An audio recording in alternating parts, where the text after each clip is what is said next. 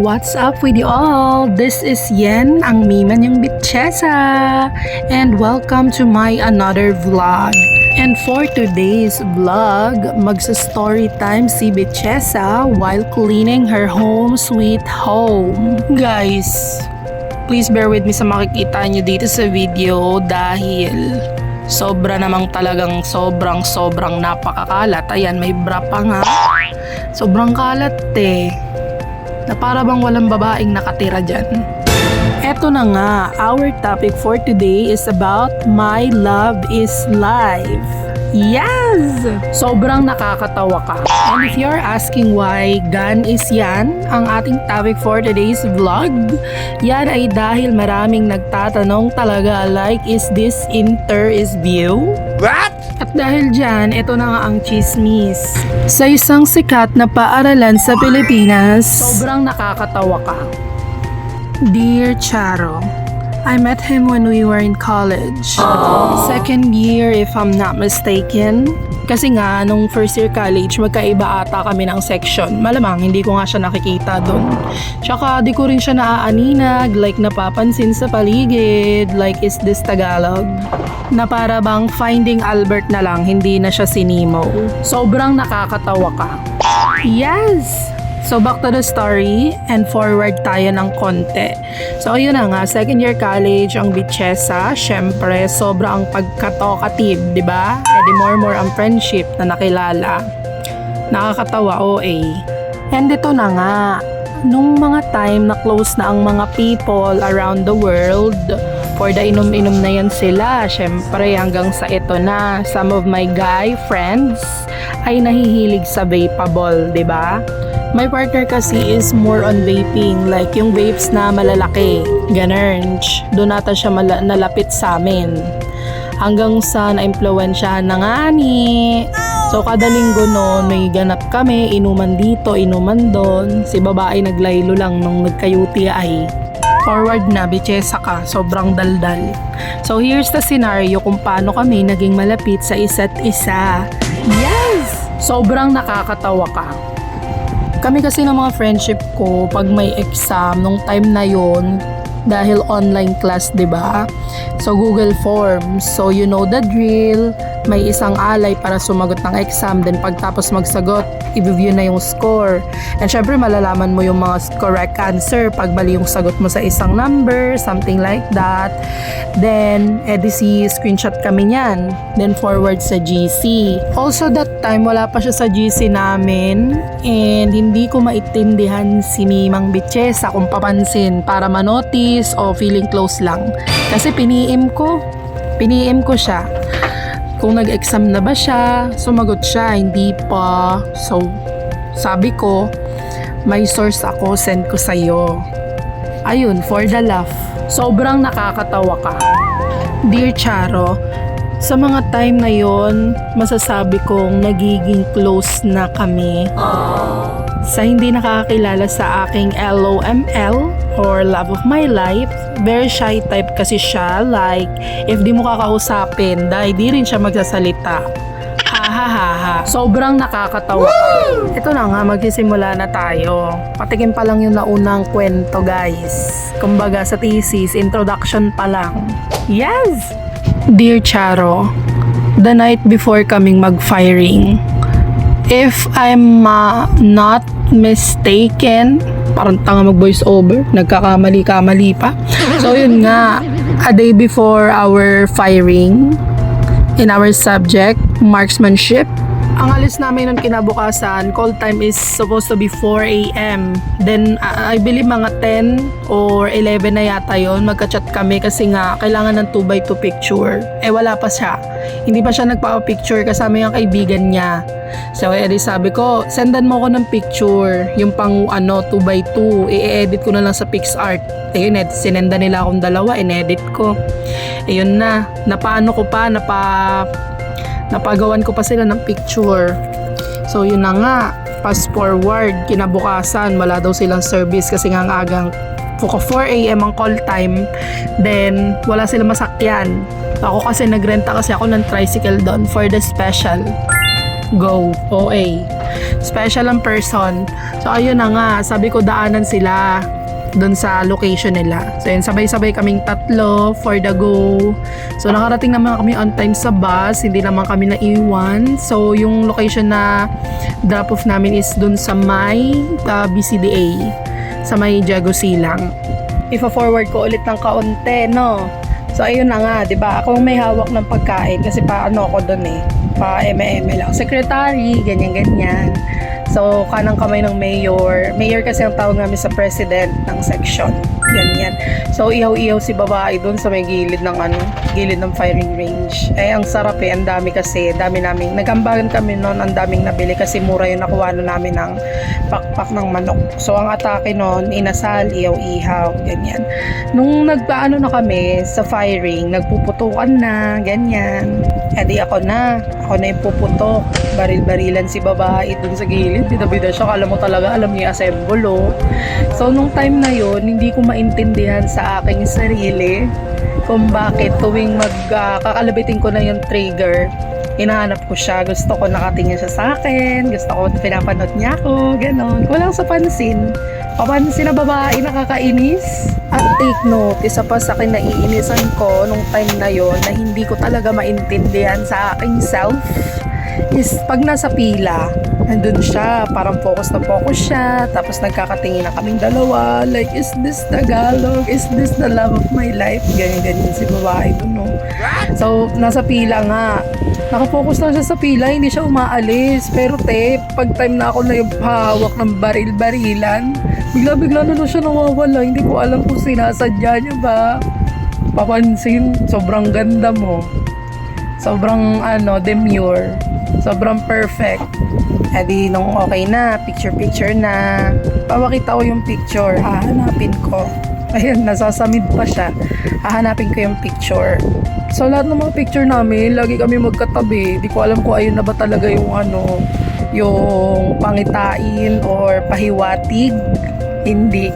Pagtapos ng photoshoot ng mga batchmates, ng mga classmates, ng mga officers, ng mga mayors, ayan na, uwian na.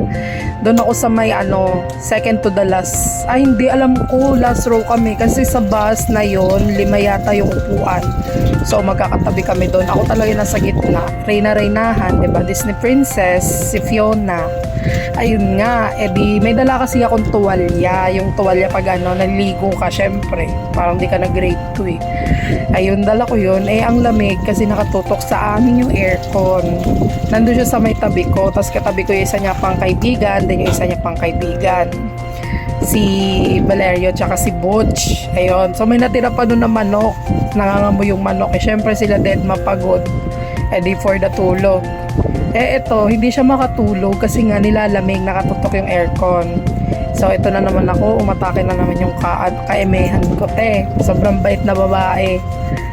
Kinumutan ko ng tuwalya para hindi lamigin, para makatulog. Ganun ang ganap sa bus. Pero, nung time na yon hindi na naman niya maintindihan kasi iba talaga ang nararamdaman ni Betchesa. Wow! Sobrang kinikilig, na nag-expect, na naghihintay, na iniisip kung saan ba patungo. Sobrang lawak ng imagination. Basta ganun, totoong nangyari yon. Sobrang kinikilig talaga, di babae. One of the memorable, after nung firing, nagsimula na ang lahat. So ito, isa-isahin ko ha. Nung mga time na yon, nadadalas na tinatawag niya ako na mongs. Ayan ang tawagan namin ngayon, mongs. So syempre, alam mo naman pag mongs, diba, common sense na lang, mongoloid. Tinanong ko siya noon, sabi ko, bakit mongs? Sabi niya sa akin, mongoloid ka kasi. Kasi nga, syempre sobrang daldal ko nga, diba? Talkative na babae. Tapos siya tahimik lang. May time talaga na napapatawa ko siya. Yes, happy PLCB. Ayun nga, napapatawa ko siya. Di ko alam kung doon nagsimula, kung bakit, ganito, ganyan. But one thing is for sure, we are in love right now. Bless. Ganda, Barbie. Tapos yun, nung pagtapos ng firing, nagsimula na nga. Di ba? Paulit-ulit. Sobrang daldal kasi. Nagsimula na. Ano ba? Puro na nagsimula na. Puro simula na lang. So, ayun nga. Tuloy-tuloy na yun. Lagi na kami magka-chat. Hanggang sa tuwing umaga, mag-chat siya sa akin ng good morning. Kumain ka na ba? Tapos yun, syempre, babae ako. Mukha lang lalaki, di ba? Syempre, sa babae, may meaning agad yon, di ba? Tsaka hindi ko pala nasabi. Nung mga time na parang ano ba, nung palapit na siya sa amin magkakaibigan, nanonotice ko yung face. Sabi ko parang bumbayin naman to, ganyan-ganyan. Napansin din yun ni mama nung nag-fundraising kami. Ayun na nga. Then nagchat na ng good morning si B. Ako naman kilig na kilig. Sabi ko, hala, anong ibig sabihin nito? What is the meaning of this? Aligaga talaga, literal. Siyempre, magtataka ka, diba? Bakit ganito, ganyan? Nagsimula na nga. Tapos yun, nung nagchat na siya na pasok na ako trabaho na ako. Ganyan talaga araw-araw, as in, walang palya, good morning. Hanggang sa ito na, yung way niya ng panliligaw. Para sa akin, hindi ka panliligaw yun eh. Nagsisend siya ng lyrics ng kanta to express the feeling. Para express niya kung ano nararamdaman niya, ganun. Then, ang naaalala ko, di ko na kasi mahalungkat yung picture. Sobrang sobrang tagal na. Like, a couple years ago. So, hindi ko na siya ma-backread. Sobrang OA kasi ni Messenger eh. Naglo-loading lang yung mga pictures. Ayun, yung last na sinend niya sa akin, sabi niya dun sa lyrics. Yung lyrics na sinend niya sa akin pala is yung tahanan. Sabi dun, no? Sa'yo lang ako uuwi. Diba? Perfect. Ganda ba ng hair? Kinabag si Rapunzel. Ayun, pagka-send niya nun, di sabi ko, ito na nga to. Ganyan. Sabi ko, finally. Tapos yung sinend niya pa na isa, ang sabi doon is, diba yun? Wait lang nga. Ito yung last na sinabi niya sa lyrics, yung lyrics na sinend niya. Hindi siya yung nag-replay na video, lyrics lang talaga. Parang in-screenshot niya yata. Yung part na, bumabagal ang ikot ng mundo kapag ika'y nariyan o aking tahanan. Sabi ko sa'yo, the butterfly in my stomach. Nagkakagulo talaga sila. Di ako, sobrang parang uhaw na uhaw sa pag-ibig. Siyempre, ang pogi bombayin, di ba? Ganyan. Nag-chat ako sa kanya noon. Sabi ko, di ko alam kung anong pumasok sa isip ko. Tayo nung nireply ko, sabi ko, save the date na ba? Hindi siya nag-reply. Pagkasabi ko ng save the date na ba, nag-ano lang siya, nag-react lang siya nung emoji na may nakapalibot na heart sa face. Gano'n ang atake. Sabay ako nag-I love you. Then nag-I love you to na siya. Ganun tayo na't dumako sa aming first date. Ha. So yung first date namin, niyaya niya ako nung pumunta sa kumain sa Kuis, Tapsihan. Dito lang yun around Upper Bikutan, Taguig City. Siyempre, nilibre niya ako nun. Eh ako, kapal na mukha, sinama ko pa yung kapatid ko. Sabi niya, isama ko di sasama ko, masunurin. Pagdating namin doon, sabi ko, picture tayo, ganyan. Nagpaalam pa ako, my day ko to ganyan. At saka nakakatawa kasi nung meron kasing time na nagdibo yung kapatid ko, yung sumunod sa akin, kasama lahat ng friendship, pwede for the inom-inom doon. Nung time kasi na yun, yung boyfriend ko pa nun is yung isa naming ka-classmate. Then, sa mga pictures, talaga magkatabi kami ni Albert, magkatabi kami lagi. Ayun na nga talaga siguro yung pahiwating mo. Sa dinami-daming ganda, daming boyfriend. Barbie yan, nabulin. So, yun nga. Magkakatabi kami sa mga pictures, ganyan. Sabi ko, bakit kasi ang tagal niya? Dapat nauna siyang dumating. Diba? Di sana hindi na nasaktan ang aking damdamin. Grabe, naghugot. Hanggang sa pinakilala ko na siya sa aking parents. Siyempre, tanggap naman. Siyempre, nag-aaral din. Same course kami. By the way, same course kami. Siyempre, di ba sinabi ko lang nga kanina, nag-firing and criminology. Ayan, nung nag-swimming kami sa side ng papa ko na family, pinakilala ko na siya doon. So, nakilala na siya. Hindi pa kami masyadong close. Parang nagkakailangan pa rin syempre bago pa lang. Nung kinagabihan, nasa likod kami ng cottage. Hindi yun na. Or akbay-akbay lang, yakap-yakap lang, ganyan. Habang nagkukwentuhan kami ng mga previous relationships, gano'n. Tapos yun, habang tumatagal, naging komportable na kami sa isa't isa. Para bang ang lungkot ko na mag-voice over kasi naantok na ako. May pasok pa kasi ako mamaya eh. Ayun nga. Tapos, ano pa ba? Wait lang. Kalma. Ay, ito. Hindi ko rin pala makakalimutan. Kasi, nung February, di ko alam kung anong year na siya eh. Sobrang tagal na kasi. Siya lang yung una nagbigay sa akin ng flowers. Hindi ko yun in-expect kasi kami nag-Azure staycation for 22 hours. Kasama isa naming friend na magjowa. Nag-inom kasi kami, nauna kasi ang inuman. Nag-inom kami. Siyempre, separate room yung sa kaibigan namin. Separate room din kami. Doon kami sa balcony. Nag-inuman kami doon. Siyempre, sobrang tapang kasi ng gin pagkatimpla kasi maliit lang yung pitchel. E di, hilo-hilo na ako. Nakatulog na ako. Pagising ko, may katabi akong bulaklak. Kwento niya sa akin kinabukasan na memorable daw, hindi niya daw makakalimutan kasi nga, nag-effort daw siya sa bahay. Tinulugan ko lang daw siya. Sabi ko, kung di ka naman kasi baliw, naglasing muna bago nagbili ng ganyan. Sabi niya nga, para nga daw surprise. Oh, sorry, di ko in-expect. Pero na-surprise ako. Sabi ko pa nga sa kanya, na-appreciate ko talaga yung flowers. Pero syempre, ang mahal kasi, I think nasa 3 to 4K yata, hindi ko lang alam. Ayaw kasing sabihin yung price. Papakita ko sa inyo yung flowers na binigay niya. Tapos, ayun na, kwento niya sa kaibigan niya, tawa lang ng tawa, ganyan-ganyan. Sabi pa naman sa akin ng kaibigan ko, grabe ka, bes. Madaling araw no, naghanap pa kami. Nakalagay pa sa search bar niya, flowers near me. Grabe, nakonsensya talaga. Ayun, share ko lang. Yung nag-staycation kami, sobrang saya nung. Kasi first time ko lang din mag-staycation nun eh. Kasi dati nakikita ko lang yun sa mga reels, sa Facebook, ganyan. Tapos can't believe na sino ba namang, diba, hindi magiging proud sa sarili.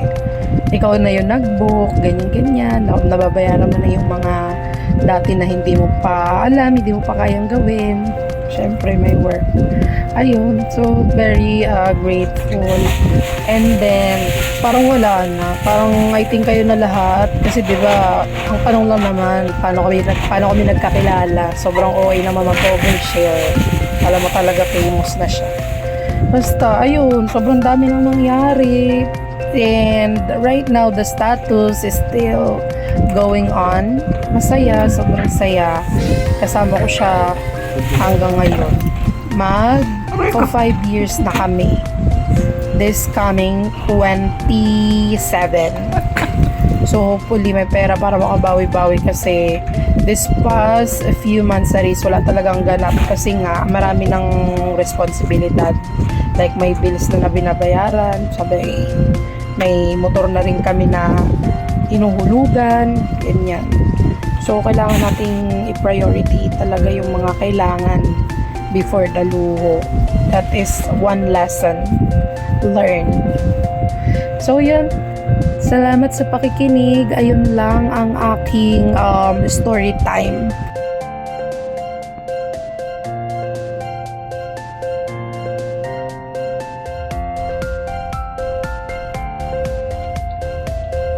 So dahil nga matagal pa tong video na to, gagawin ko na lang siya ng paraan. Then sa huli makikita nyo naman yung part na nalinis ko na yung aking home sweet home. Yun lang. Thank you so much for watching. That's all for today's vlog. Bye-bye!